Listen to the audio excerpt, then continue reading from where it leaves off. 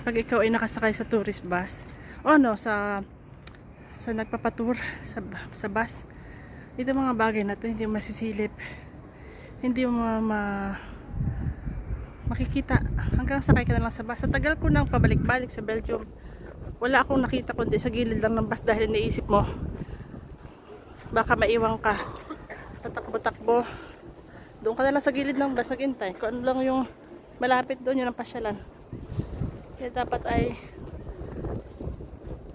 mag-travel, kamura lang sa Flexibus, 12 euro lang, 24 balikan. Maghapon ka, ang dami man narating, hindi wala ka pang amo, o hindi ka papatakbo-takbo. Kaya sulit yung nagsa-travel ka by your own, wala kang amo, katatapang paminsan.